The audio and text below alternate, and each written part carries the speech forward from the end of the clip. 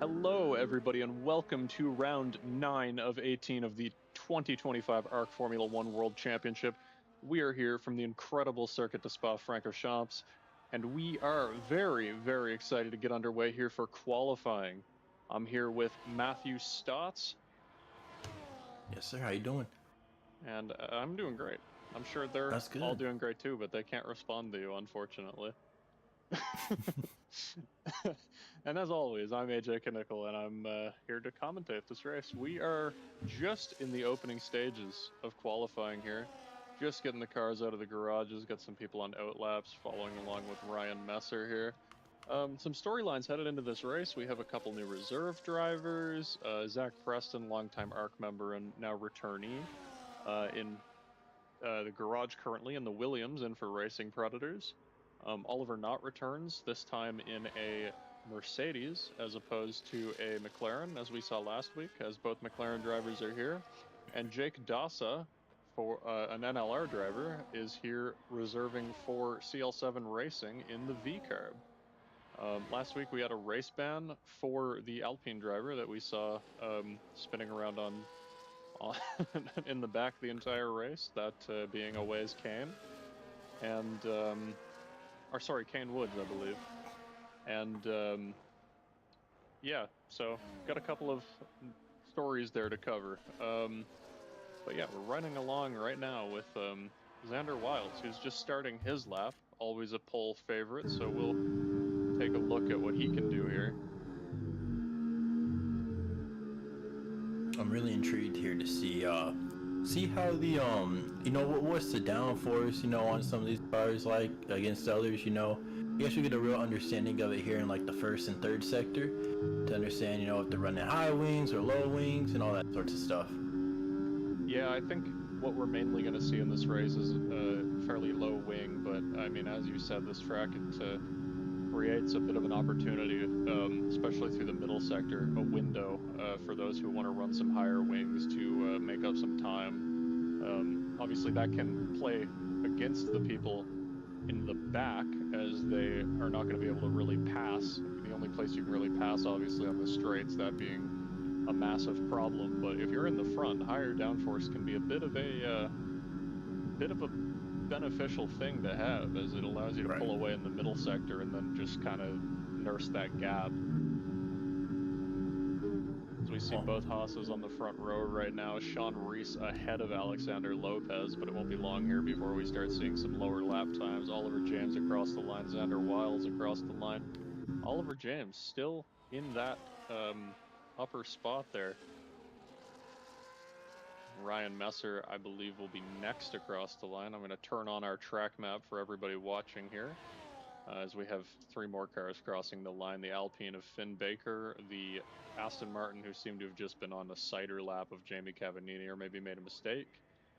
I believe Zach Preston will be next across the line. He's starting a lap, sorry. And Ryan Messer's lap will be the next one we see here. he's on the mediums. Yeah, I mean, solid lap for a medium tire. It Getting is a indeed, good yes. feeling for the track right now. Speaking of feeling for the track, what we really should mention here, as we see Oliver Knott in the Mercedes losing the rear into the bus stop and now heading into the pit, aborting that lap. Not much point in continuing after that one. But one thing that we should talk about when talking in terms of feeling for the track is the weather forecast we have coming up for this race. Much like last week, but a little bit less. We've got overcast conditions for qualifying in the race, but at the very end, there is a more than insignificant chance of rain at the very end of this thing, as we see Maxime Van Averbeek, the Belgian, who's going to be looking out his window, wondering about the weather, go to the top of the board, trying to get a win of his home track. Speaking of big wins for him, last week a P2 finish while George Knight came home 12th put him all the way back up to within 2 points of the points leader, George Knight, who currently hasn't put a lap in yet. He'll be starting a lap here soon, but Oh yeah, this he is, invalidated actually on his flyer. Yeah, this race, it will be the final one before we actually hit the halfway point in the season and we start kind of going over the teammate comparisons, where everybody kind of sits at. I believe George Knight just invalidated there over the first part of the bus stop chicane. I thought he was about to start another lap, but maybe that invalidation caused him to not. And it's these little mistakes we've seen out of every driver this season so far. Every driver's Ryan's going for another lap. Nice. I like to see that. I mean, if the medium tire is giving him that much grip and all you need is a recharge lap and the tires are still at temperature, I mean, if you're planning on feeling it out on the medium, it's not really a bad plan if you're not quite up to the not quite into your window yet, as he actually goes purple in sector 1. And the overcast I love when it's overcast. I'm sure every driver does as well. It's just you feel like you can do more with the car, you know. It helps the track conditions. Yeah, it absolutely does, but I'm not sure it's going to be helping him too much there. As he No. gets away without a track limit violation there, but man, watching these cars go through Puha, they really have clawed back a lot of the downforce that we've seen lost from 2020, where they were just about flat through that corner, especially in this game, where the rear downforce levels maybe aren't as close to realistic as one would hope for. Let's see who else we got here. Not that many more on laps. No, everybody's kind of just about right now. There's a Williams right now on its way back to the pit. I believe that being Zach Preston. Dylan Boston might be the next one across the line as Ryan heads into the pit here. His lap was invalidated. I missed when that happened, actually. Oh yeah, I did too, huh? Here comes Dylan Boston through Blanchiment now, heading into Blanchiment now. Easy corner to make a mistake when you're battling with somebody, but it's really easily flat nowadays in these cars. He rounds the final chicane, a little bit of snap oversteer back on the power, DRS open, and he goes to 10th. He will not be happy with that, and he will most likely be headed into the pit this time, new set of tires, and try and get further up the grid. Jackson Altman now, next across the line. It's good to have him back. I don't think we've seen him for the past couple of races. Oliver James next across the line. He is harvesting and is now about to start a lap. He's currently third. He's had quite a tumultuous stretch of races here. A P19 in the first race after disqualification for a crash with Jamie Cavallini that was suspected to be potentially intentional. On purpose. As we're just going to touch on that in a moment here, see what Jackson Altman does across the line. He goes up to 5th. ECR McLarens are having a very good qualifying session so far. But back to that story of Oliver James here. Thought to be intentional. So stripped of his points in Australia. Not that he had many after the accident. He did DNF. Leaves for 3 races. Not that he was, banned or anything. He had the choice to come back and do his thing. Comes back for Monaco, is one of the first accidents, comes home 13th. Spain gets on the podium, and then gets a penalty for an accident in the very late stages, drops to 6th. Picks up a pretty, disappointing 9th at Britain. We saw him have a lot of pace early and just fall off at the end. So he got a 4th last week. We're going to see him try and kind of get on the up and up here. Get his footing under him. He's been a good qualifier. What we need to see now is that consistency play out through the race. And I think he's going to really, really be pushing for that here as we see our newest reserve, Jake Dossa, go up to 2nd place. Oliver was faster there, ran a 41.9. That's nearly 3/10, I believe. up on his best lap. So he's flirting right there with the top two, or at least with Jake. It would be nice to see him get a podium, get back up there, and pick up, you know, even 5th, 4th, 10, 15 points if he can get up there. George Knight probably going to be harvesting this lap if I had to guess. Yeah, he's harvesting. Probably going to be out for another lap here. I can't imagine that he's going to put new tires on and go again. This track's quite a long lap time to do stuff like that, so... Well, he's kind of messing around here. So. tandem pushing. Oh. Yeah, I'm not sure that. Fastest. Sure. Jake Dassa to the front now. Other buddies. Yeah, Jamie Cavallini and George Knight messing around here with each other. The fact that they're willing to risk that right now, and no one around them, thankfully, but the fact that they're willing to risk that right now tells me they're both headed back to the pits. So, I hope they have enough time to get back around. We got about 6 minutes left in this thing. I'd imagine they will have more than enough time to come back around. Oliver Knott, out on the track. He's going to be one to watch here for pole position. Very, very quick driver for Thomas Ang Sim Racing, now reserving in this race. Probably just going to be a reserve driver for the time being, but we'd love to see him kind of mount a championship charge in the future. He is a rapid reserve if we've ever seen one. Look at the direction change on that car through those corners there. Oh man, looked like you might have missed it just a little bit there. Especially if you look at the top of this leaderboard too. I mean, Jake Dassa, that's NLR, quick team. Jamie Kevin, 5 place grid. That's what you get for messing around right there. Shouldn't be messing around too much here. Here comes Oliver Knott into the bus stop chicane. A little curb, a little bit of curb on both of those, right onto the power, rear squirming, and that's going to be pole position. That was a very, very nice lap, right from start to finish. Well put together. That raises the question. Is there a 40.9 in it for any of these drivers here?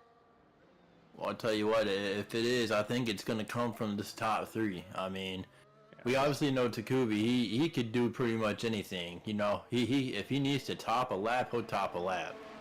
So, I mean, I think this top 3 is going to be the ones contending to possibly set a 40.9 or even faster. And worth noting that Takubi's got 2 poles this season, but had to wait until Monaco to grab his first... Monaco? Does that sound right? Did he have a mistake at Monaco? I didn't think he was at Monaco. I don't think he was at Monaco. No, we lost half the. I don't know. He wasn't there. No, he wasn't there because there was an incident for that resulted. Yeah, it has to be a misread. Respectfully. Was Spain after Monaco? Spain was. Yes, sorry. So I tracked the standings wrong. I put Monaco after Spain. That's not true. So. Spain was first. So yeah, his first pole, he had to wait all the way till Spain. He'd already racked up 2 wins at that point. And got a second pole last week at the Red Bull Ring. So we'll see if he can manage to get a 3rd pole here. Oliver Knott making his way back to the pits. And now Zach Preston, I believe, the only one on a meaningful lap at the moment. Caden McDonald down at the bottom as well. Where's he on track? Just heading through Eau Rouge, so we'll pick up with Zach Preston, see what he can do. Look, he's harvesting, so yeah, it's literally just Caden McDonald right now, right along with the V-Carb CL7 Racing driver until the action picks up a little bit. Everybody on outlaps are in the pits right now. Caden trying to lift himself off the bottom of the leaderboard. He's 1.7 to 8 seconds off of Dylan Boston, who's had a fairly disappointing lap himself, but you never want to be the person to be on the bottom of the leaderboard, but there's always got to be one. It was wide there, and that's going to be it for his lap. And it looks like he's going to sit at the bottom of the leaderboard for the remainder of the session, unfortunately. I mean, he could drag unless he can save up. He could drag some brake here and get some ERS back in it. I don't know how. I don't think he plans on that though. Okay, he clearly doesn't. Yeah, I mean, it would be worth it. You see, he's got 27 here. We're gonna ride along now with A driver that we think is going to take pole here, or has a good shot at pole, and I think the driver that we should ride along with is the Belgian native of Maxime Van Averbeek here at this Belgian circuit. I do want to Waiting point for out real him. fast. I think Oliver Knight is actually not going to make it back in time. He was exiting the pits with 138ish, 39ish. I don't know like what that could be like. He's going to be very close, though, I think. So Well, if he gets jumped, we've just seen him cut a corner there over the pavement to make it back. He realizes he's in trouble.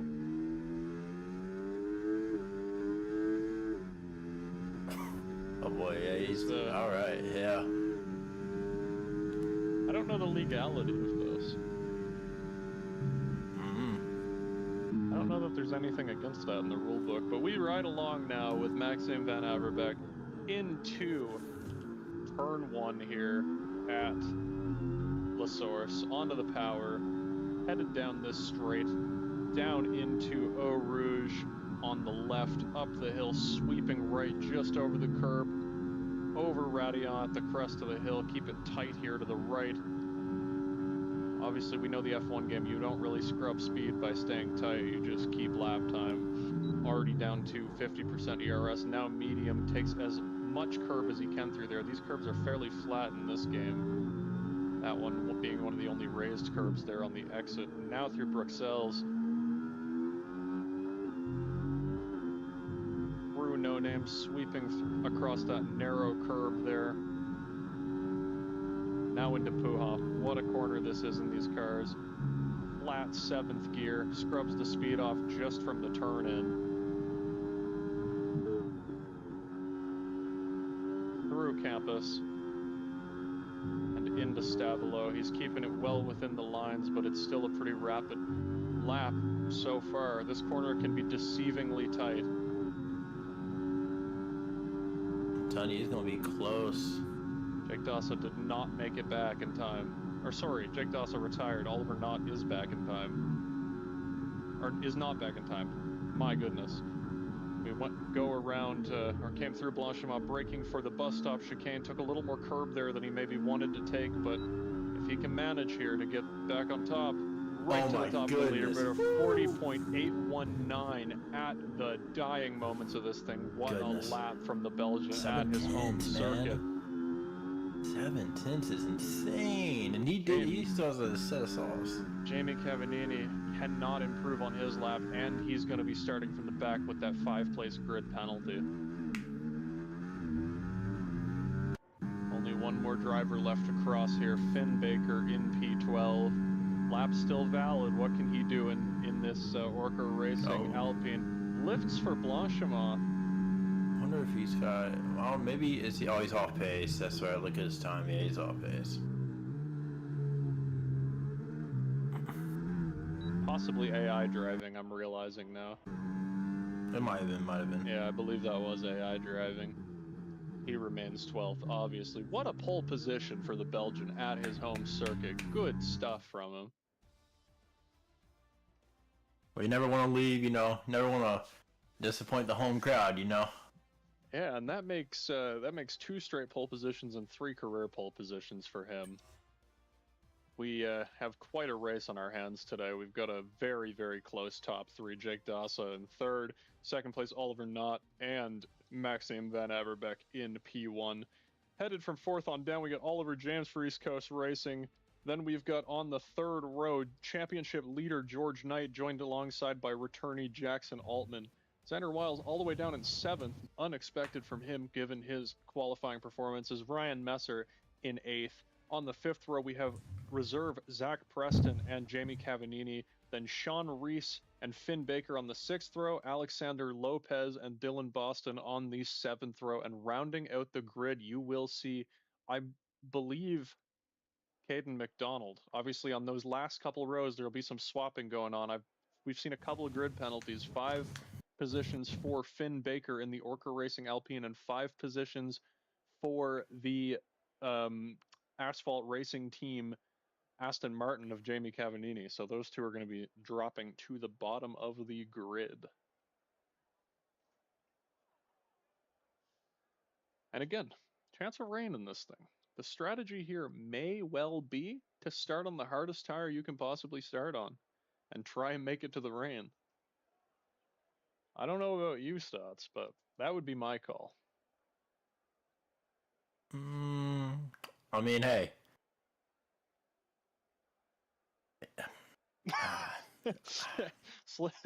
Thoughts not coming to you here? No, no. I actually, I went brain dead. I'm fortunate enough to say it. I literally blanked. So, who are you picking here for this race? Oh Who's your gosh. Oh. who's your favorite and your dark horse? Oh, my favorite. Oh, come on, man. Come on. You want to go with the German? You know, the home guy. The But I'm German, the not. Belgian. Oh, Belgium, German. My fault. It is how it is. I'm American. Give me some break. Cut some slack You're not gonna here. like that. You turned the flag a little bit wrong there. You gotta turn it back. Swat. Bam. Done.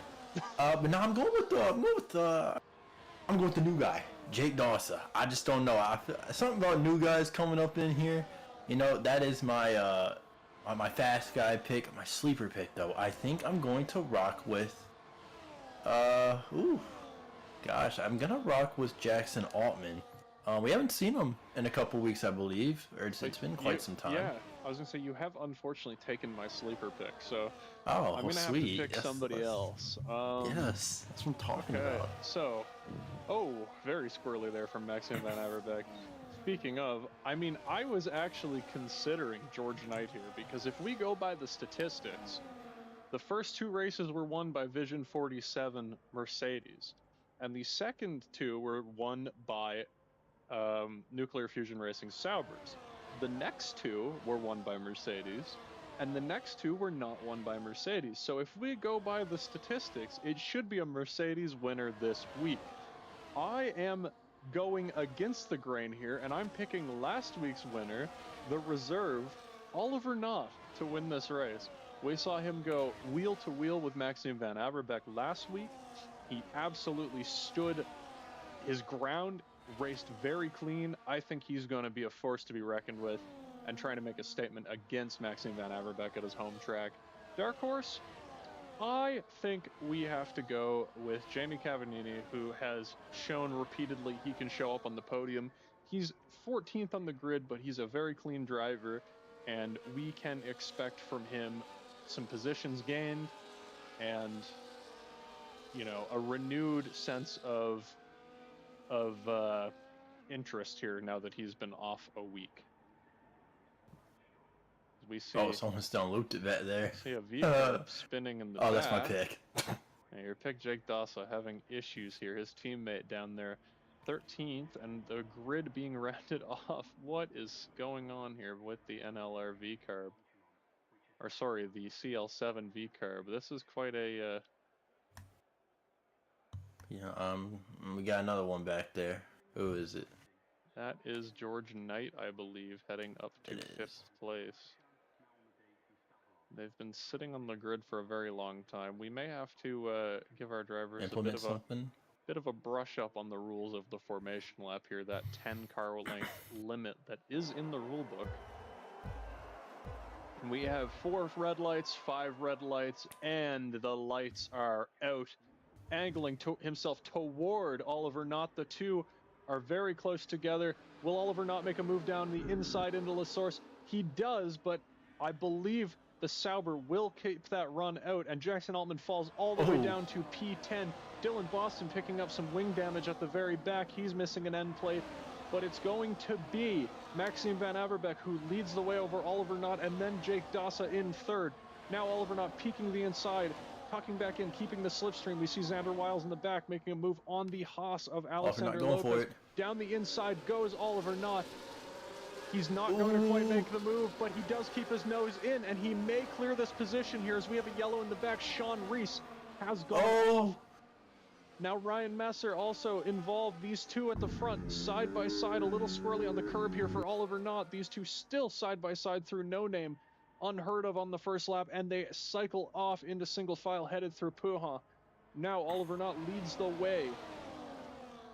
Many cars off the track here as they familiarize themselves with the harder tires. We see a lot of them on the hard, knowing that forecast, as I expected, as we see Maxime Van Averbeek now back Oh, what a up. big snap. Yeah, my goodness, they are very, very close to getting into one another here. Van Averbeek keeping up the inside here into Stavel. Off track, there's wing damage. Oliver Knott has lost an end plate. He's down to 6th, 7th. He's sliding down the order here. What a disaster for him. What's the damage look like? That's, oh my goodness. And there's 2 cars off. George Knight has hit the wall. George Knight's hit the wall. That's going to be a safety car. Oh, he's out. What a big accident there. Did you catch it? I did catch the accident. He got into it with a McLaren, which I believe was Oliver James. Oh, it sure was, yeah. Oliver James seems to have kept his wits about him, not maybe wits about him, but kept the car in one piece, surprisingly. We have a ton of cars in repairing damage right now. Sean Reese in the Haas, Dylan Boston in the Red Bull, Oliver Knott in the Mercedes, Ryan Messer in the Sauber, Finn Baker in the Alpine, all repairing damage. And do not forget, Oliver James was involved in that McLaren. What a start. What a horrible, horrible turn of events for championship leader George Knight here. That's gonna hurt a lot. Yeah, what he needed was just that to not happen. He needed to keep his wits about him here and keep clicking those points off, because that's how he was leading this championship.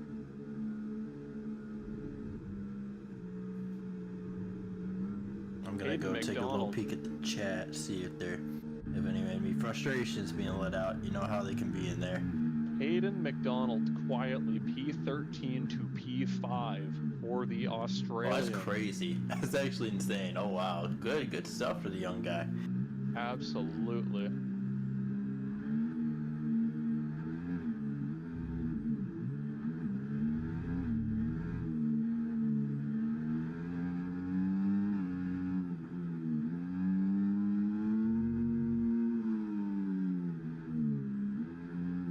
See the drivers now discussing with one another in the chat. Xander Wiles bringing to Maxime Van Averbeek's attention that at the time of safety car, Xander Wiles was behind Van Averbeek, but of course the beneficiary of Wiles will keep that position, as there's no way to give it back in this game. But, you know, I don't necessarily believe that to be a problem. You know who I didn't quite pick up on throughout this entire sequence? Oh, Alexander Lopez in P2. I was gonna say, yeah, I noticed that too just now. Wow, we got some crazy names up here. It's great to see, you know? All this silliness has, you know, it's opened up opportunities, you know? I mean, the range was to come, you know, later in the race, obviously. But, I mean, who knows what lap exactly, you know? You can be in the right spot for the switch and all that, and you can also set yourself up for a great run to the end. I mean, this is incredible for some of these guys up here. Worth noting, too, that the longer we have safety cars, or safety car laps, the quicker the rain's going to be to coming, because the lap times just get longer and the rain just shows up earlier. So exactly.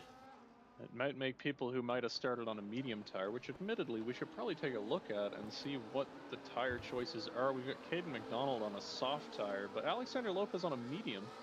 That might be a good call for Alexander Lopez. I believe Caden McDonald's going to need a lot more help than this, though.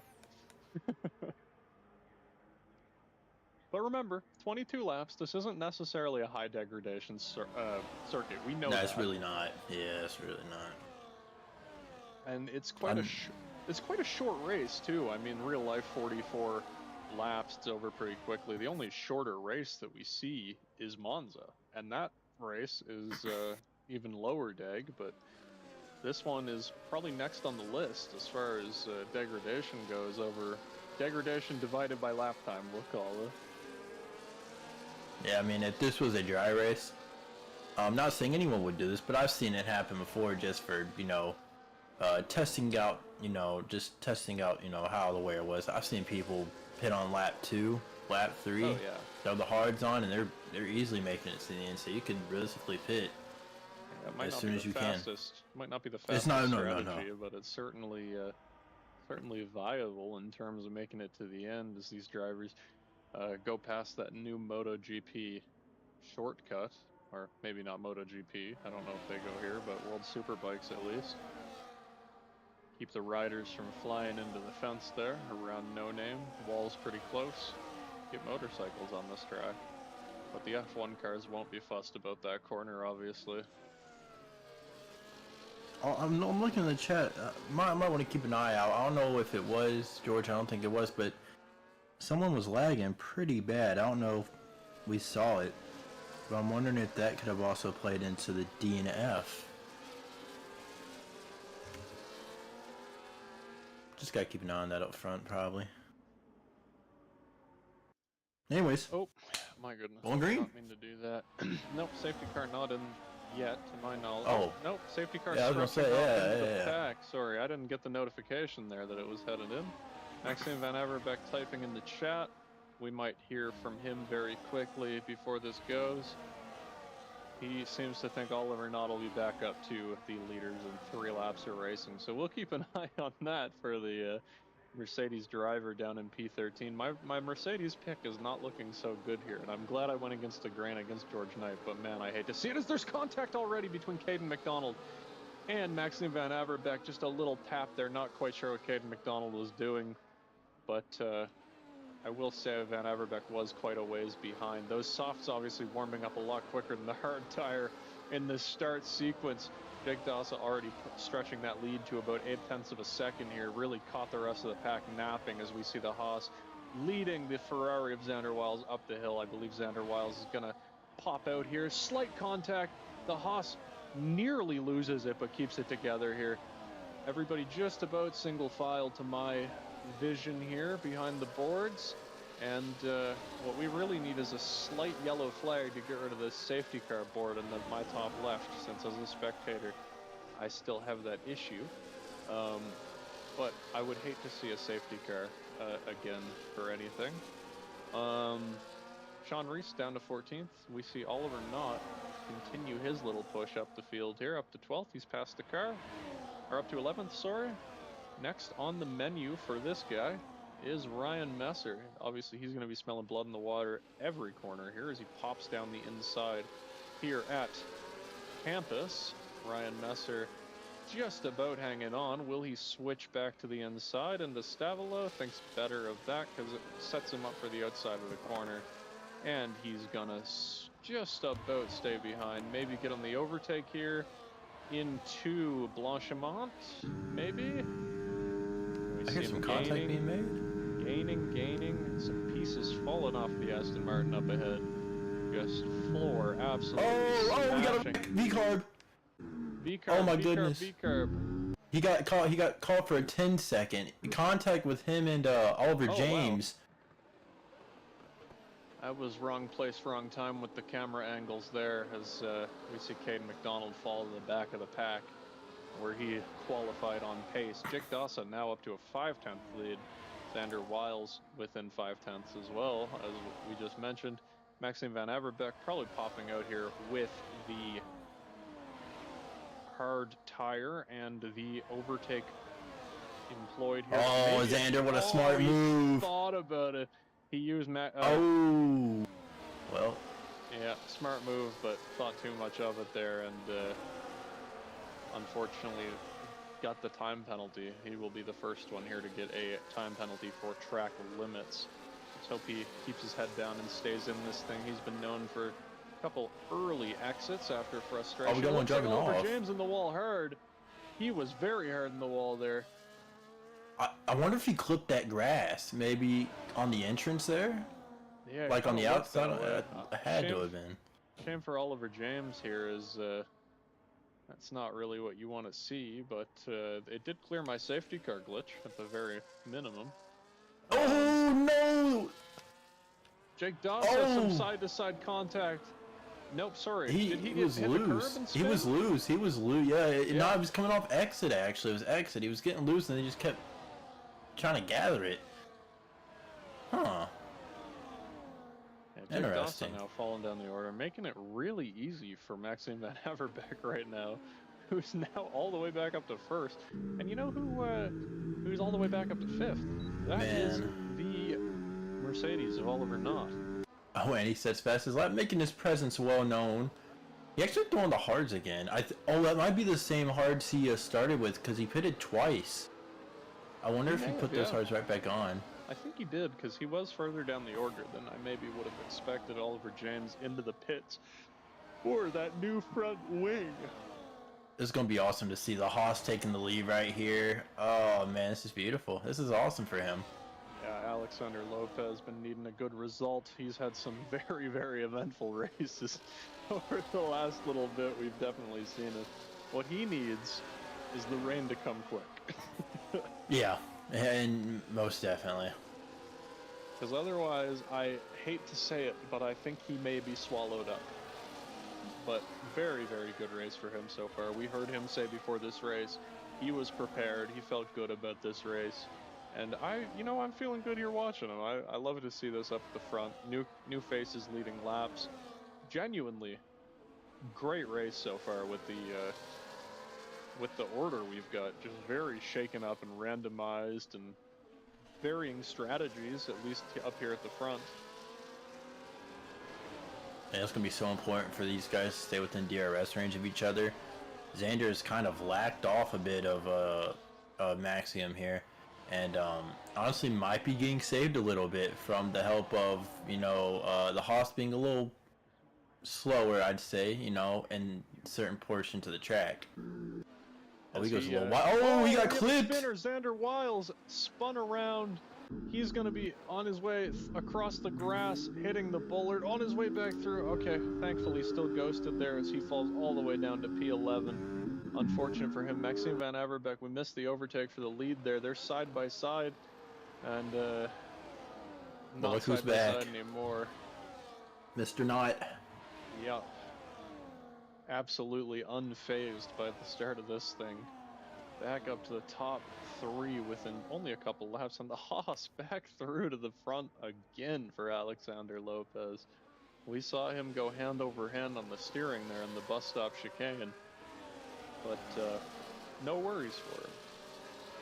It's going to be interesting to see what this V-carb does. He was the one that clipped Xander there. I'm just wondering if that could be a problem, down the race. If it's been in the chicane, obviously braking can be a bit different for people. Did you happen to notice if he had half his car alongside or no? Oh no, he definitely did. He got his he got his rear wheel for sure. It wasn't even close. Yeah, worth noting that the rule in ARC is maybe a little different to some of the other rules in other racing leagues. It is not the typical half car. Let's see if I can pull up these rules here, as they should be in our rule changes chat if it's still accessible for me. Oliver not going for the pass for second. Trying to go up the inside here in the bus stop chicane. Oliver Knott clears, and Jake Dawsa. Whoa! Oh man, he's struggling with grip. Power. And we have a yellow flag in sector 2 once again. That's Oliver James, I believe. Struggling. The back of the pack here. He might not be in this for much longer with the race he's having. We see him hopefully keep his mental fortitude about him here, and we don't see him spearing off into a fence here in a couple minutes. I don't think the stewards would look favorably upon a safety car making its way out, as we're 3 wide for the lead. Alexander Lopez from P1 to P4 looks to be 2 by 2 through this sector. Now we have a yellow flag. Who's it for? Oliver James again. Looks like he's heading into the pits here, maybe to retire. He may be calling it, maybe calling it a day. And second penalty and a retirement for him, as now 13 remained.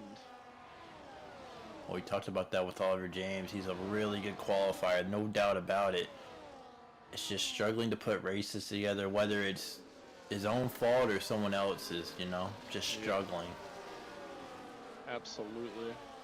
And we'll take a look here at the driver's handbook so we can give you guys a bit of information here on the rules of engagement in Auto Racing Connected.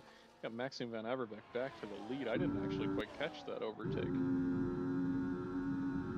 I think we got Ryan Messer spun back here. Ryan Messer spun around in the back. Oh, and he's spun again on the way back through. He manages to keep his nose out of the wall there as we have his teammate, Maxime Van Everbeck, keeping the lead. And now they head down to La Source. You know, we are Man, just this about house make halfway it through this ruined. race. That's it. You're right. I mean, you're not wrong though about how fast this race is. I mean, this is a short race. I mean, I have nothing against it. You know, I mean, I'm all for long races and all that, but shorter races I feel like can make things a little bit more interesting, just with the aggression level on some people. Yeah, absolutely. Alexander Lopez now in the older medium tire, or I guess higher percentage medium tire. Starting to struggle by the look of it. Oliver Knott, rear end, just sliding around through this corner. I'm really impressed with Alexander Lopez this race. Worth noting, the rules of engagement at this track. We've seen an incident here in the past between Nico Piche, our champion of season 12, I want to say, and Cameron Lopez, our champion of season 13. Or sorry, Piche was season 11. Mikey DeJong was season 12. Then Cameron Lopez 13. So, yeah. Into Puja, two of them got very close to one another. Piche went down the inside. Lopez turned into the corner. Piche spun. And there was a debate between Piche and Lopez on the contact. The rules in auto racing connected are that when you're passing a vehicle in the inside part of the corner, if the trailing car has less than half of their car alongside the leading vehicle at a point no later than the turn-in point, it's the responsibility of the trailing car to avoid contact between the two vehicles. So, if Jake Dassa did not have the car halfway alongside Xander Wiles, we could see a penalty coming his way. What that would be? Most likely a 5-second penalty, as it's a fairly innocuous mistake to make, to just not back out of a corner fast enough. Sometimes it's got bigger consequences than 5 seconds for the driver who's spun round, but unfortunately we penalize for the action, not the outcome. Unfortunately for the driver involved, not necessarily. Unfortunately for the competition, we don't want drivers to not fight based on their perceived scaredness to make moves. That would be unenjoyable for anybody to watch. And while that all was going on, Jake, the last lap coming out of the show, going into the chicane, he was trying to stay within DRS range, and he threw his car in there, hoping he could have kept it there, but he didn't, and ended up losing about 6/10, and it's separated the top two from third and fourth. Yeah, we have another retiree. I was gonna say another retiree, and another race where the top two, Maxime Van Everbeck and Oliver Knott, are kind of edging away from the rest of the field, little by little by little. And, God, I love these two races. They race each other so clean usually, and they can do it for a while. I mean, we saw it last week? They were 2 weeks side ago by side. At the Red Bull Ring, yeah. Oh, 2 weeks ago. Yeah, that's right. 2 weeks ago. Race, but 2 weeks ago. Beautiful. It's just the amount of respect they have for each other, and you can't, you just gotta love that. Absolutely. Something I wish a lot of this league, had, obviously. But these two have raced each other for a long time, so it's well, understood that they would race each other with this much respect. Yeah, I don't necessarily know their history in terms of racing each other, if they have raced each other a long time, but they're certainly two respectable drivers in terms of just giving lots of space to one another. You love to see it when it's tough but fair, and that's been kind of the name of the game between these two, as we see Oliver Knott here just getting up to the back here. I mean, really, they're just gonna try to get to the rain, I believe, and that's if the rain even comes. You never know. Oh man, he got stuck on that curb. Jake I saw that. I was just about to call that out. Sorry, did you mean Oliver Knott, or were there two? There were two. I think it must have been two then, because okay, Jake all stuck. Oh no, I meant into Bruxelles. It looked like Oliver Knott just kind of skated across the curb into the corner and maybe lost the rear a bit in, but he seemed to keep it together. I'm assuming you meant the exit curb out of Lake Yeah, I was talking about the exit curve. Yeah, Jake got on it and he just kind of got stuck there. Couldn't do much and he got past. But yeah, You know, the battle with the third place is he's able to reel these guys in. I know he has a 3-second, but I mean, hey. I mean, a lot of these guys will have that 3 seconds by the end of this race. It's just going to be the story of this track. I mean, it's not the easiest place to get them, but, you know, you can pick them up, you know, about the same ease as a lot of other tracks at this one, as we see there by Jackson Altman exit of the bus stop chicane. But one of the big spots is the top of Radia. You just get that corner a little wrong, you can pick up a corner cut penalty very easily through there. You can pick it up on the exit of Campus. You can pick one up on the exit of Lacombe, and on the exit of No Name, and the middle of Puja as well. So quite a few places where it's, you know, fairly simple to do that, as we see Jake Dassa trying to get by Alexander Lopez, and he manages to do it again on the brakes hard, sweeping around the outside. And we also see Dylan Boston and not Zach Preston like I initially expected here. I'm very surprised to see Xander Wiles languishing back here in P10. I'm kind of wondering if he's running a higher downforce setup, because it seems like... Oh my gosh, he's overshooting the corner. Oh lord. It seems like he's trying to make up time where there's no time to be made, and he's just struggling, which I've not really seen from him all that often. It's weird. I'm gonna keep watching him here just to see if it continues, but he's like doing these weird line changes, like braking later and then it's like, I don't know, it looks like maybe it could be intentional, seeing if he can, I don't know, it's not working, but I mean, I don't know, it looks like he's giving everything he has.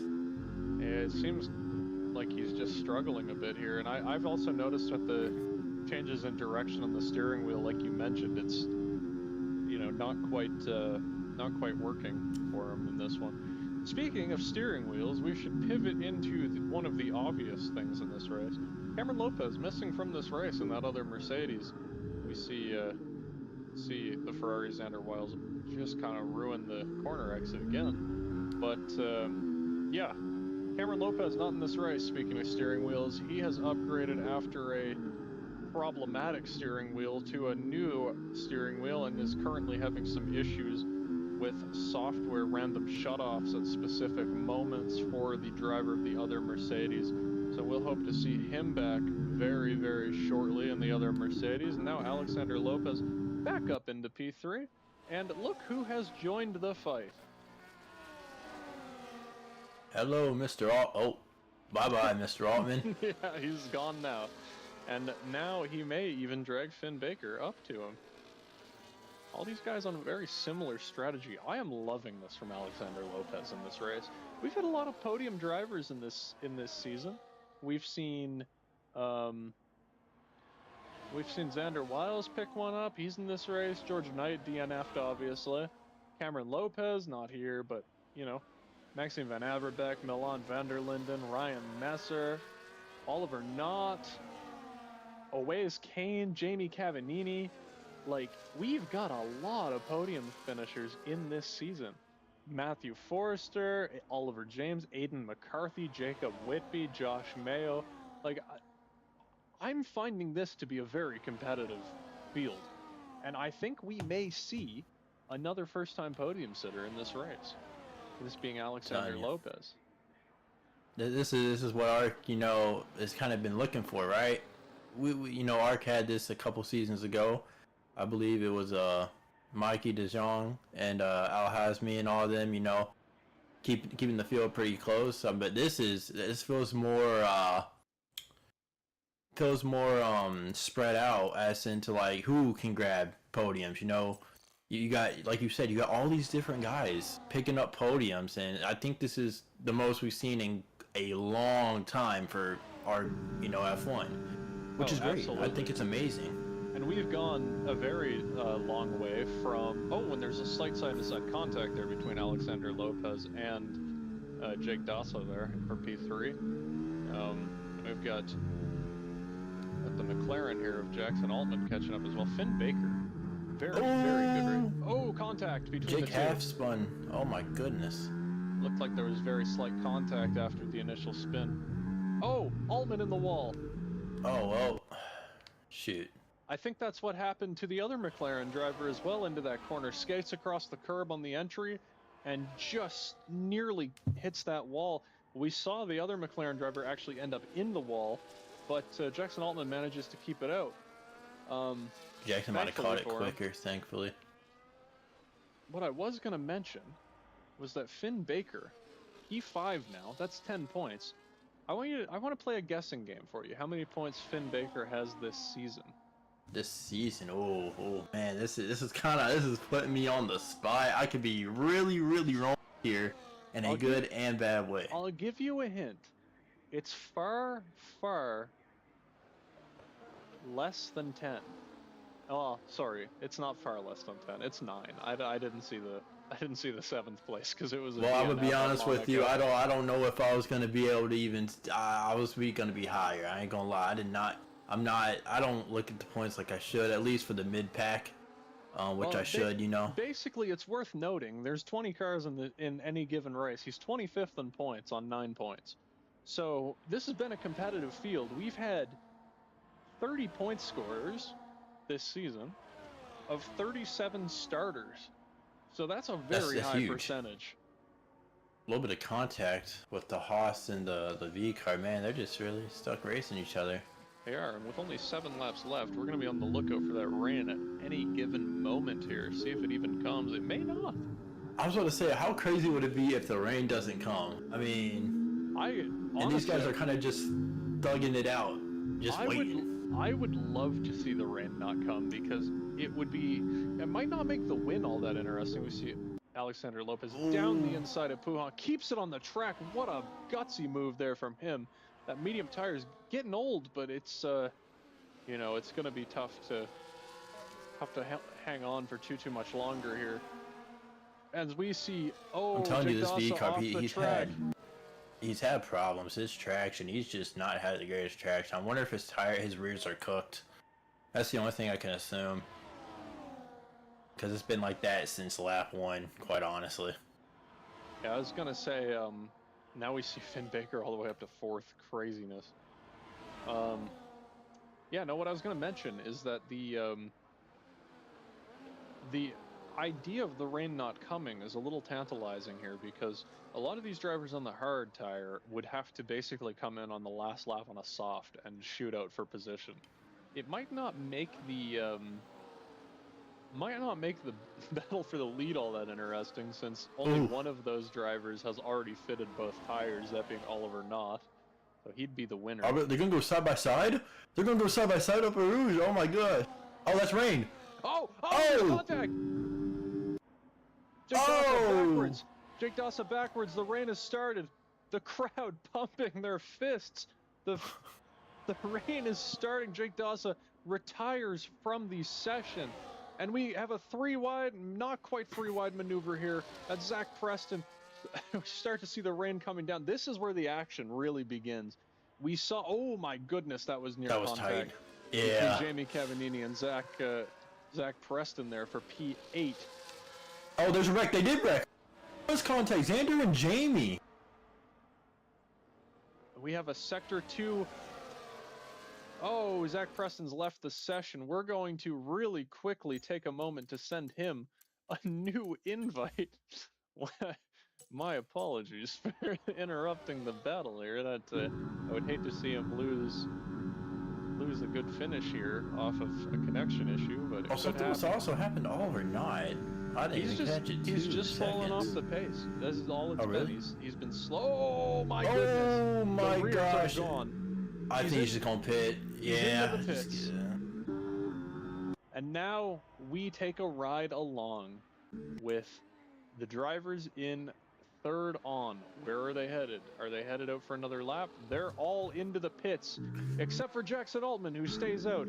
Has Maxime Van Avermaet played it right or played it wrong?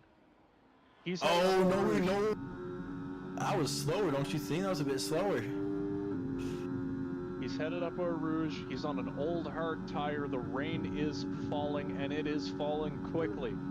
into Lake Oh, he's already he's a second and a half off already in Sector 1. This rain is coming down hard and fast for these drivers. They're just going to be hanging on. Oliver Knott.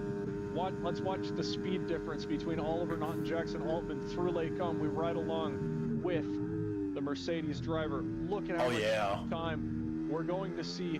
Oh, they're side by side. I wouldn't go side by side right there. I would have just waited. Altman into the wall. Altman into the wall. The track is slick. The drivers are not stopping nearly as fast. Did Oliver not pick up any damage? Will there he be looks a penalty fine for that post race? Oh, Maxime Van Everbeck almost off the track there. Yeah, he's going. Yeah, this is really bad for Maxime. I mean, look at it. It's wow. But this is gonna work great. Could he be saved by a safety car? Is the question. That's if he gets one. Well, we've seen Jackson Altman. We see Zach Preston back in this lobby, also on a hard tire. Him choosing not to pit. He's going slow and steady. Ryan Messer, P7. Will he even make it into the pits? It's hard to get this thing stopped, and Oliver Knott just flicking the seconds off here. Will he get it? Is he going to get there in time? Is he? I think he should, right? Oliver Knott will get there. No problems here. Oh, yeah. He played it right here with the tire choices and the time to pit. That's what's unfortunate for being the leader, though, on that. I mean, it literally, Maxime Everett, he thought it was perfectly fine going out of the bus out of the chicane. He did not come out all that far behind. That gap he had gained off the start, actually, this is achievable in the amount of time left. And we saw the gap he pulled. We know what he's capable of in the rain. He seems like he's been quicker all race without the DRS help. Now that's not going to be on. He's happy with a squirrely rear end. What can he do? We see the Williams of Zach Preston into the pit, Ryan Messer into the pit, Jackson Altman headed out of the pit now. He's lost a ton of time. And Alexander Lopez, third place, battling with Finn Baker. Two drivers, they've not been on the podium yet, and they are absolutely on for a first career podium, both of them. The thing we need to understand, though, about Oliver Knott, though, we've seen Oliver in the rain. He's very good in the rain. So, yeah, no, this is true. This is very true. I mean, yeah, it's only a 3.8 second gap, but he only got so much time to really try and make heavy gains throughout that. Yeah, this is true, and maybe he's running a little more downforce as well than Maxime Van Everbeck. That would be helpful. The rain absolutely changing things around here. The hills in the Ardennes are very unpredictable, the same as other famous hilly foresty tracks like the Nürburgring. A time penalty for Oliver Knott and a sector yellow for Jackson Altman, who's down to 11th. Some sort of struggle going on with him. Been a horrible day for the McLaren drivers. Can Maxime Van Everbeck get that gap of 3.4 down to 3 flat? It was 3.8, it's 3.4, it's 3.5, it was 3.6. It might be headed down, though. You never know. Yeah, Maxime, he's noticed that, and he's pouncing. Yeah, he'll need to start putting in absolute time trial laps in the rain here, which is easier said than done from our end here in the booth. Because we have another Sector 2 yellow. I believe this also Jackson Altman. He's going to probably be on his way into the pit. Something seems to be giving him some sort of trouble beyond just spinning. It seems like maybe mechanical. Hard to say what's kind of gone on here for the East Coast Racing driver. That gap now 3.7 between Oliver Knott and Maxime Van Everbeck. Not a lot of time being gained yet, but there's always time, as we know. And I believe Jackson Altman has parked it now. I believe this to be interesting. VSC. Oh my gosh. Oh, I mean. And now we don't have view of him. And he creeps along. What is going on here? I don't know. I'm not too sure what he's trying to do. I kind of feel as if we've got something mechanical happening for him here, but I feel like we should probably be just retiring the car rather than having something like this happen. I have a sneaky suspicion I know what's happening here, and I don't want to assume, but he can't do anything to him. But he's most definitely ain't happy with Oliver Knott. Unhappy, you say? Unhappy, very unhappy, because he ran into him. Oliver Knott straight up ran into him. Well, look at that. He's not. Oh my gosh! What in the hell? Well, I think that's the end of. Oh wow, that was very, very. That is unbelievable. Absolutely unbelievable. That is so. That is sad. That will be That will be an absolutely wow. Undisputable season ban for the McLaren driver here. That is disappointing. Don't Oliver just needs to keep his head down. It's already, the damage is done. He's already ruined your race. There's nothing you can do about it. Don't play around with them and let the Haas get right up there to you. Yep. Man. That's incredibly disappointing, and not the way you want to see a race end.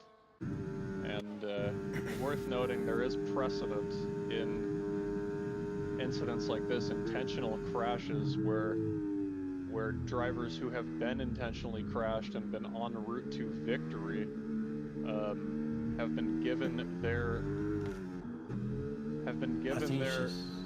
what is going on? I think he's just cutting the tread. I got a question. Well, and I don't know. I've never been in a situation to get lapped or whatever the heck that was. Why was Jackson Allman unghosted for that? I don't know, because typically ghosting for griefing is turned on in these lobbies, and so this stuff doesn't happen. I wonder if I can check the settings. Would the settings would it show? Obviously, we've had a new host this week, so it's possible something may have gotten missed. I mean, either way, it's unacceptable on Jackson's part. Yeah, no, absolutely it is, and absolutely fully agree with you. If I'm Maxime Van Averbeek here, I'm probably letting Oliver Knott take the victory, knowing what just happened to him, because that's complete bullshit. Pardon my language on the enabled. Pardon my language here on the.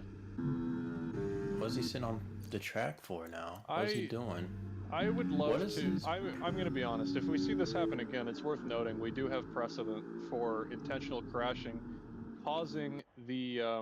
Oh, look what he's doing. Yeah. You know, you don't meet a guy like that. You don't get a guy like that so often. You really don't. Yeah, that's an incredible show of sportsmanship. And what I was going to say is, before I, lost it, I don't really know what Maxime Van Averbeek is doing here. What I was going to mention here is that I have continually not brought up is that there's precedent. We saw this in Monza a couple of years ago. An intentional crash very late in the race caused a driver to basically lose the race in the last corner. He got full throttled into the corner. Obviously, we talked about that Cameron Lopez and Nico Piche incident earlier. That was the culmination of it, and we saw the end of that actually end in the race results being overturned to the moment before the incident to make sure that things were fair. Now, this could be kind of looked at as a lobby issue, and that the lobby wasn't, correctly configured off for griefing. Did you say it was enabled? It said it was enabled. Honestly, I have no idea why he wasn't ghosted then. He should have been. If it was enabled, then, there's an argument made that was maybe more of a bug than anything else. But, I mean, the argument is that if you're going to intentionally wreck somebody, you've just basically ended the race for everybody because it hasn't ended fairly. And I'm not sure what the stewards will decide here in terms of the race outcome. I hate to see one end like this. But you know what I think Maxime did? I think he's letting these guys in front of him get podiums. Like, actually. I really think he is. Well, happy to see that message at the bottom of the screen. I'm incredibly unhappy with that, and I believe that will be a full season ban for the McLaren driver. Takes part in other ARC leagues, so that's and for the people watching, that's not how that's usually not how this thing goes. That's just not how usually these races. This is not the type of stuff that happens. Yeah, no, as much. It's this is crazy. I'm pretty disgusted, honestly, with the outcome of that. And you know, I don't know. Maxime Van Everbeck, he's down in P4. I think it's fair to call him the driver of the day, given everything here. I'm not Yeah. quite sure what the decision-making process it was here, but Wait, you Oliver's know, got 13 seconds. When do you get 13 seconds? Oliver got 10 seconds for the contact with. Oh. Yes, he got 10 seconds for the contact with Jackson Altman. That will be That'll overturned be by the removed. stewards. Yeah. I guarantee you. So please keep in mind that 10 seconds will be overturned. I almost wonder if Maxim, Was backing off for that, maybe? yeah, for the 13 seconds. Because I didn't even catch that, quite honestly. I have no idea what's gone on here. I think the stewards are going to want to take a very serious look at turning this race race result into the end of lap 19. I think the stewards will take a very serious look at that. Really, really unfortunate ending to this thing. Oliver Knott will cross the line as the race winner. Guaranteed that he will leave this. Guaranteed he will leave this 10-second penalty behind him. That won't even come into play. Alexander Lopez, incredible P2 finish for him. Will it become a P3? We don't know. This is the type of stuff as a commentator you hate to deal with, because you know, we go into these endings and we have absolutely no idea what the true result is. And so we can't really call it. We've got Finn Baker on the podium. Will it be a podium or will it be fourth? We don't know. We have no idea. It's yeah. It's the stewards will genuinely take a look at that. I guarantee it. I'm disappointed. That was your dark horse there, Stotts. Keyword was. Keyword was. I don't think he That, will. that, that dark horse. That dark horse. I know. Yeah, I don't think he will be again this season. But yeah, don't think he will be again this season. That's something. Very happy with that P2 finish from Alexander Lopez. Will it be a P2 or a P3? It's it's hard to say. No idea really. But he ran an incredible race. Lopez did genuinely incredible. Top step of the podium for him. And I'm seeing if Takuya is gonna say anything. I'm just. yeah, I'd curious. love to get a text. Maybe you can tag him and ask Maxime what has gone on there. I'd love to get a text interview from Maxime Van Averbeck.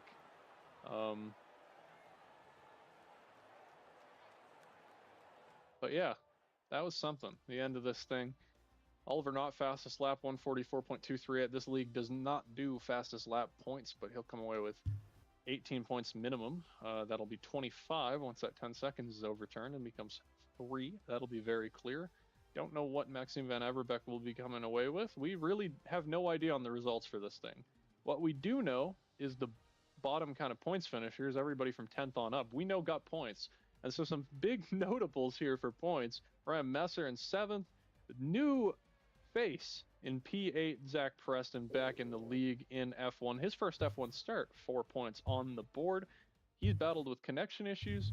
Genuinely good job there from him. And yeah, I can't say enough how disappointed I am with the ending of that, especially because it was setting up to be a bit of a time trial battle after that 3 seconds. But we caught the initial. We caught the Sorry. initial hits. Sorry, what's up? No. I just see Maxine's typing. I was trying to see. Hold up. Oh, he said I wanted to give it to you because you got his interview. Maxime Van Averbeck. We will put this on the stream for everybody to hear. He said he wanted to give the position to Oliver Knott for the win, but he thought it was the last lap, and so he sat there till he crossed the line, but the race did not finish. So it was not intentional for him to drop to P4. It was only Oh, intentional for excuse him me. to I'm trying give to the hear win that. up, but Ooh. yeah, it was yeah, that was something. So I think yeah, incredible sportsmanship. I genuinely will say I will say I'm incredible so sorry. sportsmanship from Maxime Van Averbeck. We'll try and get um we'll try and get Oliver not in here for the interview. Love to have him in here. Let me just try and I'm gonna go grab me a little drink real fast because my stomach's not happy with me right now. we So can while hear it. you while you take care of that, I'm help my stomach. Yeah, we're gonna try and get I'm gonna try and get our three podium finishers here.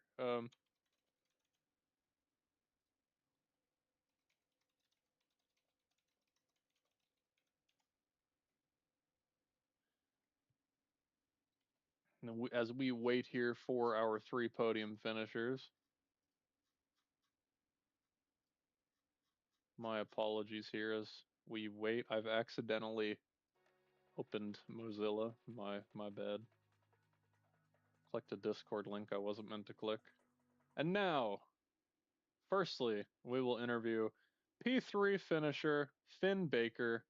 First career podium for the time being. It will obviously be up to the stewards whether the end of this race is determined to be end of lap 22 or end of lap 19 after that intentional crash. But for the time being, first career podium.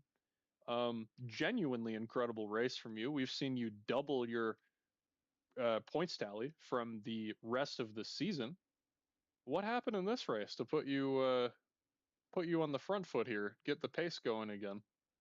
Um, well, to be honest, from the start, even in quali, I thought I was in the complete opposite boat because in my last fast run, I got hit by a slow car who was on the racing line, and I ended up getting a 5 second grid penalty myself, so I started last. Yeah, Um, but I think just my mindset for that entire race was just go easy. People are gonna make mistakes. Like lap one, I just took it easy off the line. 3, 4 people crashed, and then the lap one safety car, and then by the time I come out the pits to go to the hards that I was on for most of the race, I was P10. And from there, I just kept on going, gained positions lap after lap, and then from about I think lap 10 to about 18, I was in a field with third down to sixth, and I just stayed there for a while. I chose to. I think I was one of the first 2 people on inters. Made the call really early, which helped me a lot. yeah, and Um, that call for inter tires. I mean, how difficult was that with the rain? It looked like it just basically started and then was wet like immediately. yeah, I think the lap that it started, like 2 corners after the rain started, it felt like yeah, I can't go around for another lap. And it was near the end because the rain started near the end of a lap. I Yeah, was really, really like in double mind about whether I was going to pit, whether I was going to stay out and try and chance it for a lap. But I think in the end, I thought it was just the better decision to pit, and it was. yeah, absolutely. I mean, we were covering with Jake Dasa the incident with him after he ended up backwards, I believe, at the top of Eau Rouge after contact with Alexander Yeah, Lopez. We noticed the rain start to come down there at the very start of the lap, but at that point, I mean, it didn't quite seem to really.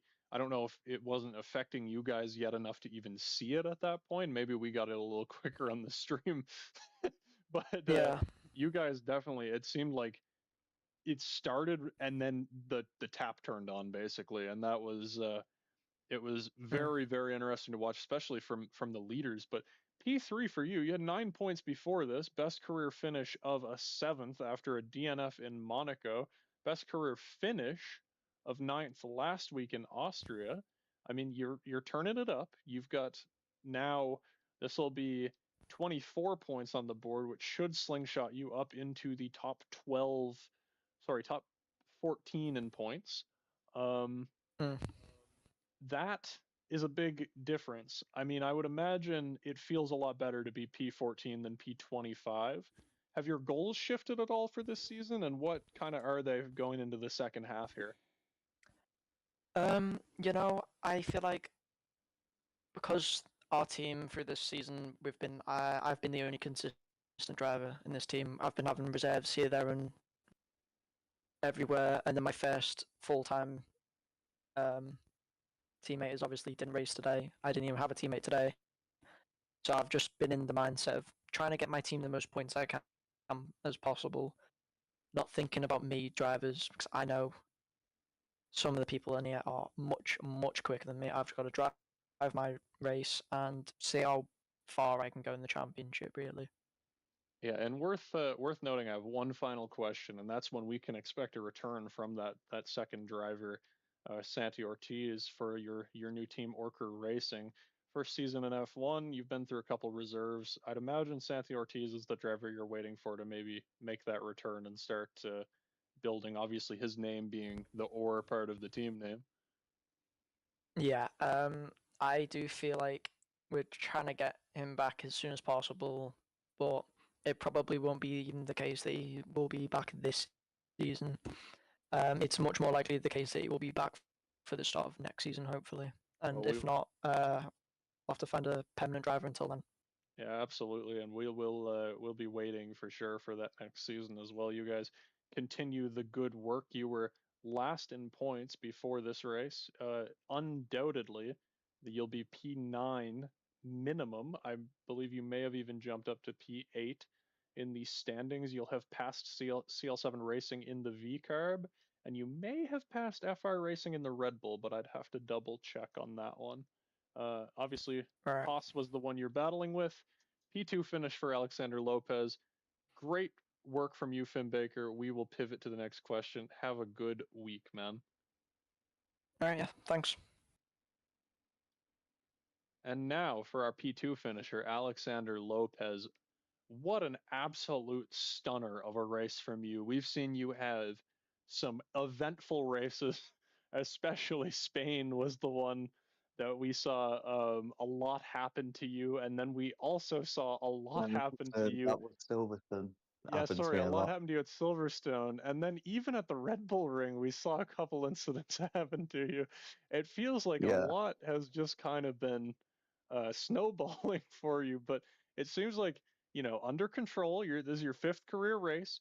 You have 10 points on the board before this race, and much like Finn Baker, you have doubled and exceeded your points entirely from that doubled amount. You've gone from 10 career points now all the way up to 28, which should put you up into that top 13 to or 12 to 13 range that I was just talking with Finn Baker about. I'm going to ask him the same question, or ask you the same question I asked him. How has this kind of shifted your goals for the rest of the season for, where you want to be I headed into the mean, second half? my goal when I started Arc was just have a bit of fun now. But I think my goal will now be get within the top 10 or get 10th in the championship. It's doable. Um, Race pace I had today, 17 laps on the mediums. Just insane. Um, Obviously there was a few incidents that happened. One with, I believe it was Jake Dores, Yes. exit of Eau Rouge. He tried to push me off, lost the car a bit, grabbed it in time, and got back on track. And So he that did was not. eventful. And no, he did not. He did not. And We did catch that one fully. he tried to push me off that turn one as well on exit and try to hit me into the wall. Failed again. Went alongside.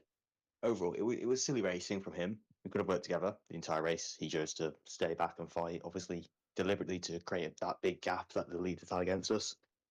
And HB, for some reason, I think he might have had an issue, maybe slowed Well, down, which allowed me to have we P2. we actually got word from Maxime Van Averbeck in the Sauber that he believed it was the last lap and was waiting to give the lead up to Oliver Knott after that Wow. intentional crash incident and just kind of miscalculated on the lap. So you guys in P2 and 3 got a free position from it. He didn't notice until after you were well past and couldn't quite claw back the Yeah. position. Stewards, I mean, the fact that it was mistake based, the debate might be a little different, but there was precedent in the past for these intentional accidents to cause race suspensions after the lap that they happen, and that would have been the end of lap Honestly, 19 am result. am I allowed to share my view on this, on that incident there Uh, with it? yeah, I'd love to hear your view on it, to be I honest. mean, personally, it didn't cause a red flag. It didn't cause a safety car. It didn't cause any issues to people behind or ahead. It gave us position, obviously, but as long as it didn't cause an issue to the people behind or a red flag or whatnot, it didn't really affect the race. It only affected him. It would be a driver mistake and his own error. Obviously, he'd have to learn from that. But I personally wouldn't do anything Oh about no, it. It dude, was just a mistake. I think you're not. I think you didn't understand the point that or the part that I was referring Yeah, to. I got Not, the bit there. yeah. Things So happen and it may yeah, throw up a race and that. Yeah, yeah. We had a fairly disappointing yeah. end to the stream, but yeah, no, yeah, it's something when you have an incident like that happen. I do, I share your views on it in ways and have my own views on it as well. But the fact that Maxime had incredible sportsmanship and gave up that position willingly probably will change the debate away from race suspension to season Obviously, there was suspension for also somebody else. there was also, I believe, an RB I hit by mistake. I hit him off track and took position. I obviously waited for a straight so he could obviously reclaim the position. So yeah, Yeah, I that mean, was if my it, own yeah, mistake. I was going to ask you, the only other question I had for you was regarding the start on the medium tire. Was there something that you were kind of trying to do differently there compared to everybody I else? was Because hoping sort of for an early safety car to then go onto the hards. I didn't get that. We obviously had the safety car, and I realised it's too early for this to yeah, happen. Because obviously on this game, the mediums at Belgium, when you go through after turn 4, I believe it is. Excuse me, that's sorry. And it's really hard to cool them down once again. They get hotter, and then you only have a straight to cool them down, and then when you're in dirt, behind of a car, they just heat up still. yeah. So I thought the mediums would be fine. They're quicker to cool down, which they were. And I could just maximize my grip and everything. Even when they dropped off, I had loads of traction and loads of grip for every corner. Jake obviously was also struggling on them. Hmm. So I think the better tyre choice throughout the 17 laps I did on them was the medium, and that safety car at the start did help quite a lot with the medium tyre wear. Yeah, I mean, genuinely, it really did seem like it flipped your race entirely on its head. That medium tire choice, it cleared you of the pack and allowed you to kind of pave your way up to a P2 finish. So, um, I will end the interview here. Incredible race from you. First career podium, 18 points, almost tripled your points all from the rest of the season. Well up into the top group of drivers. Goal is top 10 and we'll definitely be pulling for you in the upcoming weeks. Next time out in the Netherlands and Italy, and we'll continue to see what you can do. Thank you. I appreciate it. Have a good night, mate. Have a good Yeah, day. you as Sorry. well. And finally, after 2 long interviews, we have Oliver Knott here as the winner. A very strange race win, to put it lightly. The Yeah. victory coming after an intentional crash attempt. Um, Firstly, I did want to ask you what your feelings were, I guess, on the intentional crash attempt before we get into the celebratory kind of questions. Um. Well. The reason it happened was because, well, obviously I was on Inters on the wet track, and he was on old hards, and I just kind of forgot about that, and I broke where you'd break in the wet, and obviously he's a lot slower than me, so I've just fully swiped him. So obviously I understand he's mad, but like he's excuse me, he's obviously slowed down, caused the DSC on purpose, and just stopped there on track to intentionally kill me, which is a bit salty in my opinion, just a bit stupid. Like Yeah, I understand you're mad, but yeah, I I was don't know. gonna say I would say that's a bit of an understatement. We on the broadcast were maybe a bit harsher toward that, but I yeah, don't know what else to the say. I won't say anything else.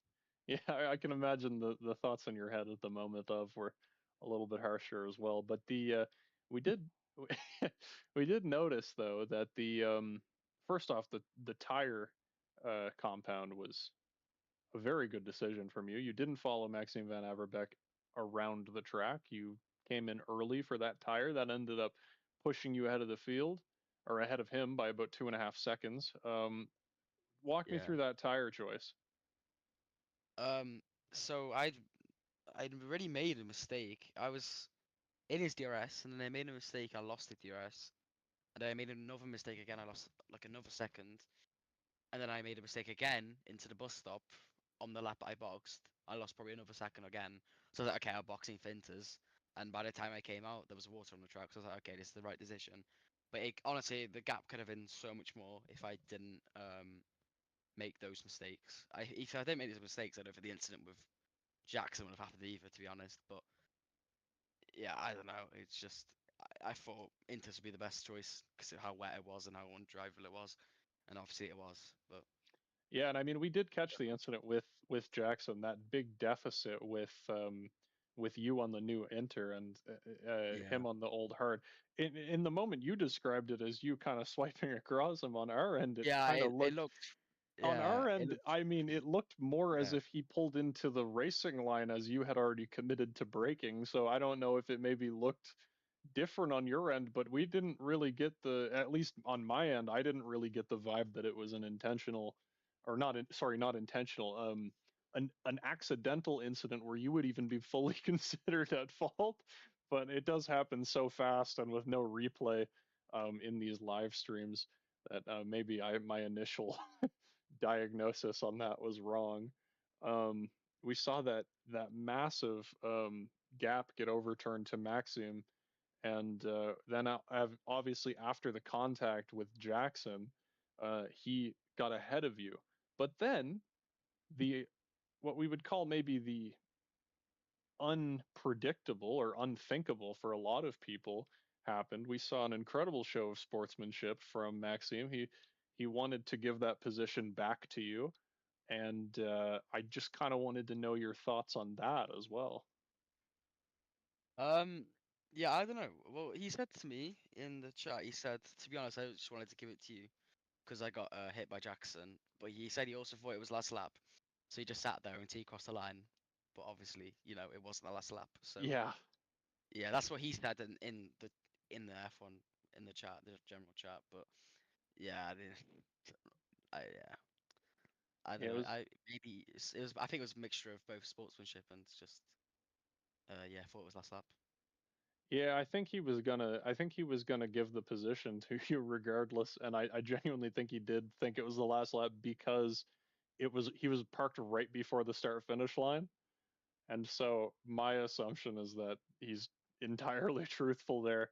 Um, I genuinely I've never seen anything like that. We mentioned on the broadcast that if, a competitor gets wiped by somebody being incredibly unsportsmanlike, then the best way to kind of redeem that is to, do your own display of sportsmanship. And we saw it incredibly in that moment.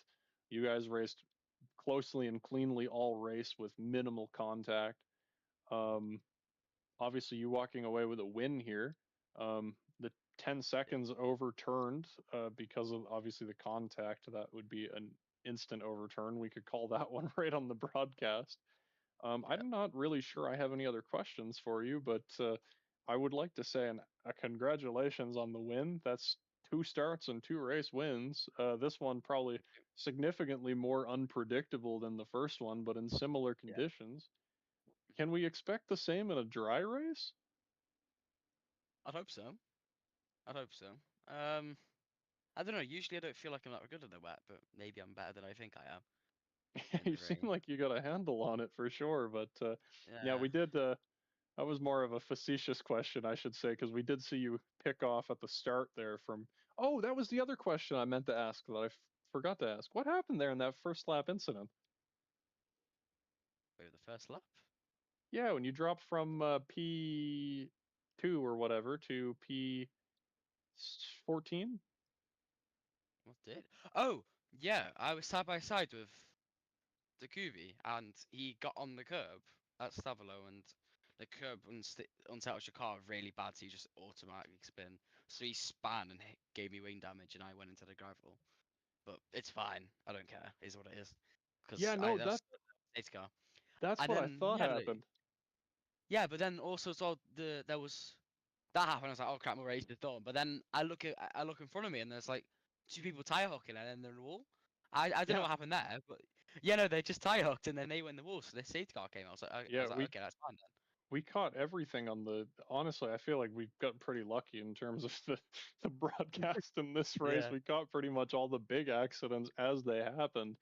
But yeah, yeah, no, we saw you off track. I was just trying to get a glimpse of what happened there because we saw it from the rear, but there were about 4 or 5 cars kind of covering the direct contact, and I couldn't quite tell what transpired there. We know that curb is deadly, so suspicions were obviously there.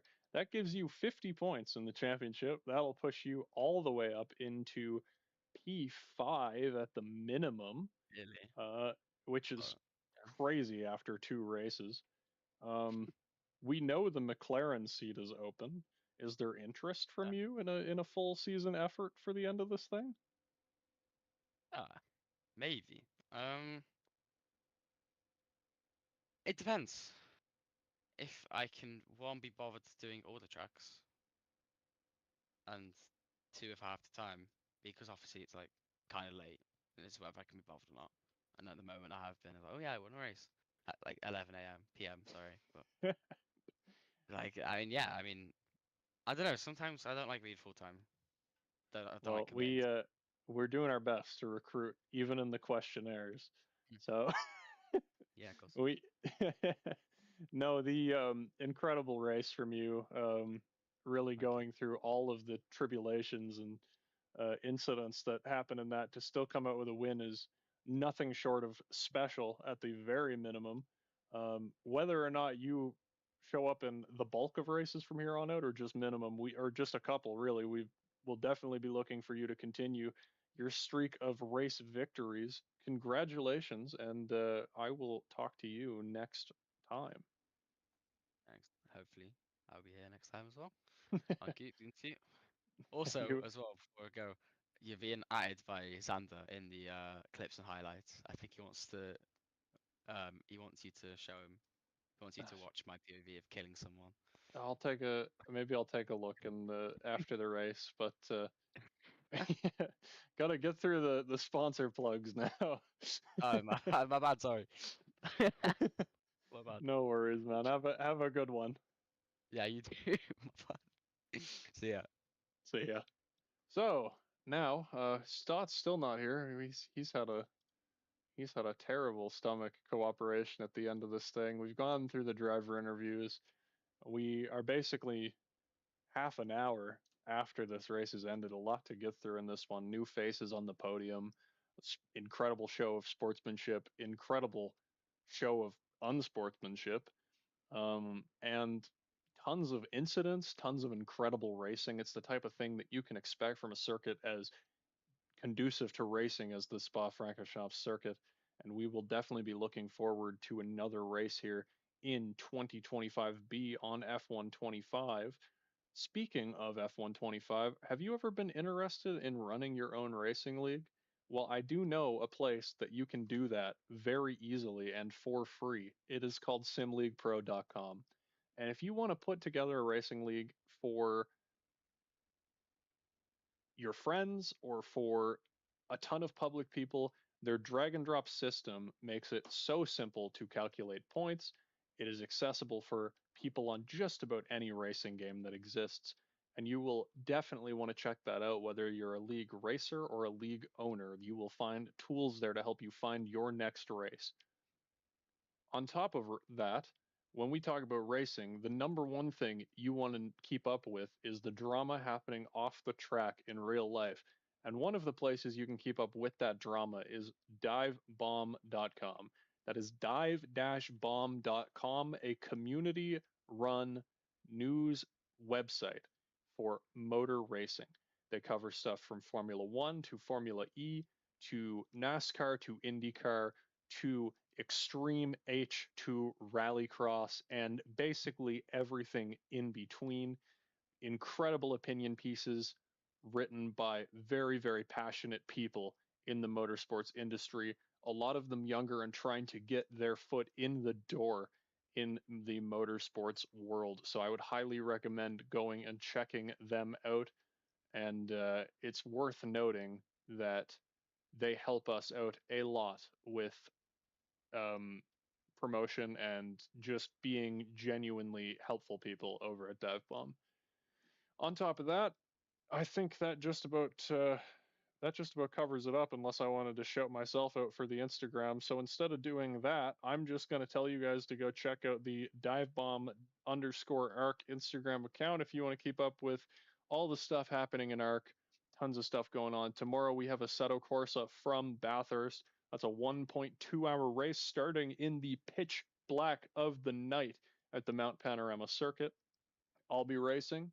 Jackson Lambros of Divebomb will be streaming, and you will be able to see tons of incredible racing happening from the mountain with a fairly large field of GT3 cars. And if you're interested, Sunday night we have endurance racing from the incredible circuit at, let me check quick, I forget, the incredible circuit at Spa. I thought it was here again. We know that this race, or this track, is incredibly conducive to racing after our race here. It's a 1-hour race, the 60 minutes of Spa. We've got hypercars, all Toyota GR10s rebranded to be their own hypercars. You interested in Gran Turismo 7? Come drive with us, come race with us, or hop into a Group 3 car and race in the lower class, the slower class. Not that it's any lower, the actually less class of very talented GT drivers on GT7. On top of that, we've got some more stuff coming in ARC on iRacing for the Oval Series. We've got a super late model series coming there on Wednesday nights at 8 p.m. Eastern Standard US time. Tuesdays, we've got NASCAR Heat 5 on the PlayStation at 8 p.m. Eastern Standard Time. On Fridays, you know it already, F1, and we've got more stuff in the work, including the ARC World Rally Championship coming back. And on top of that, you like Rally Raid? We have a Rally Raid series on Assetto Corsa too. All kinds of stuff going on in ARC. You do not want to miss out.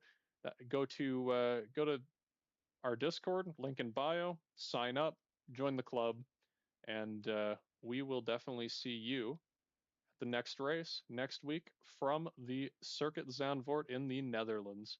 Have a good night, everybody.